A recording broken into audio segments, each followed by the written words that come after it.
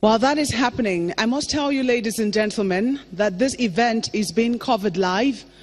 So we're live on television, being watched on many platforms, on DSTV, on many local channels, and even in the UK, especially on channels 257. May I ask that if we're not doing anything, that we please sit down, let's get a seat. That includes members of the Bring Back Our Girls movement. Please, can we find a seat?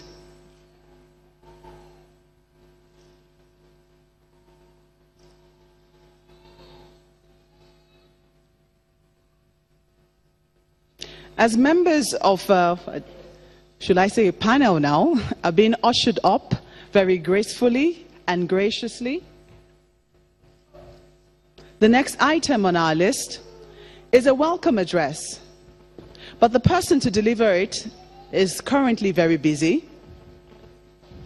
But she is somebody I have admired.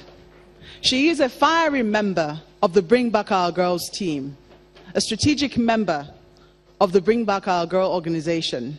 Her voice rings very loudly.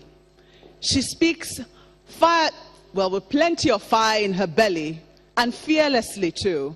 And she's spoken on a number of issues. I can go on, but I think that this woman is a model that many young women should aspire to. A model for courage, a model for ambition, for inspiration. When she told me her personal story, you can do a lot of things on television, you can ask questions, but sometimes some of those backstories, when you take the pain and you listen to people's motivations for doing certain things, you understand where it is that they're coming from, and you appreciate what it is that they're doing. Ladies and gentlemen, it gives me the greatest pleasure to invite to the stage none other than Aisha Yesufu.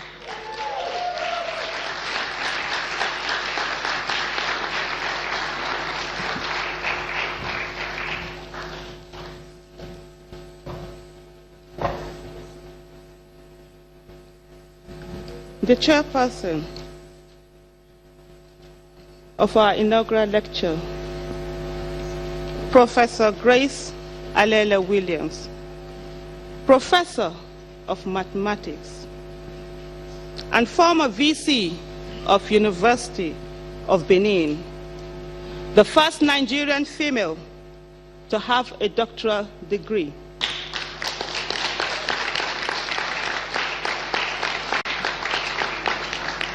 The first female professor of mathematics.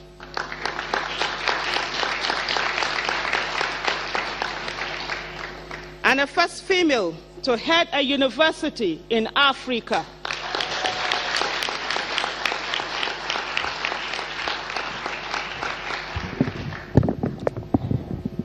His Highness Muhammad Sanusi II, CON, Sadikin Kano, our inaugural lecturer, ably represented by his daughter, Sahida Sanusi.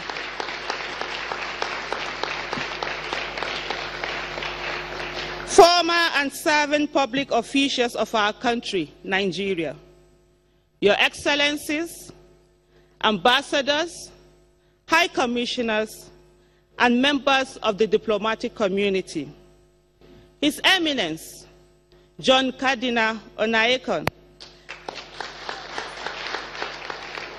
Catholic Bishop, Archbishop of Abuja, Sheikh Noura Khalid, Imam of Apple Mosque, parents of our Chibok girls, members of the Chibok community, National and Abuja Kada, members of the Bring Back Our Girls movement, gentlemen of the press, our live audience, distinguished ladies and gentlemen, boys and girls, good morning. Today, close to midnight, 3 years ago in 2014, a tragedy of the kind that must never happen in this country or in anywhere in the world happened. 276 young women who had gone to school to get education. They were taken away from their school in government secondary school, Chibok, Borno State. 57 escaped, but 219 were later verified by the Presidential Fact-Finding Committee on the abduction of Chibok girls, the General Sabo Committee, in June 2014. When more than 2 weeks after the tragedy, there was no word from our government, citizens decided to come out because they were tired. They were tired of all that was happening. If we all remember February 25, 2014, boys that had gone to school were slaughtered in school. And so a spontaneous movement emerged from the distress that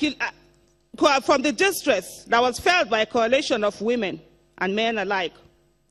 The group of women, diverse in everything you can imagine, different economic status, different educational background, different religion, different ethnicity, different region, they all came together because of their shared humanity and empathy, and because of the fact that they felt enough is enough. And so many men, children, girls, they all came out and decided that it was time for us all to show that indeed we are a nation with humanity. The response to that call that was made, first of all, on social media, 23rd of April 2014, when the Bring Back Our Girls hashtag was born. And the physical movement started on April 30, 2014.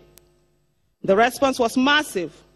Rich, poor, north, south, boys, girls, men, women, Muslim, Christian, and whatever else divide you may have, turned up at Unity Fountain to march to the National Assembly, demanding that the federal government of Nigeria finds the missing girls and bring them home. Our protest march of that day, to April 30, 2014, began. It began our nearly 3 years old advocacy known as Bring Back Our Girls movement. Our chant for the abducted Chibok girls to be brought back echoed around the world and made our girls not just citizens of Nigeria, but citizens of the whole world. The reason we have gathered you here today is that profoundly shocking. It is 3 years today, and 195 of our daughters are still with the abductors. Over the last year, 3 were found indirectly as a result of military operation in the Northeast. The federal government, supported by the Swiss government and the ICRC, negotiated with the terrorists to secure the release of another 21 last October, bringing the number to 24.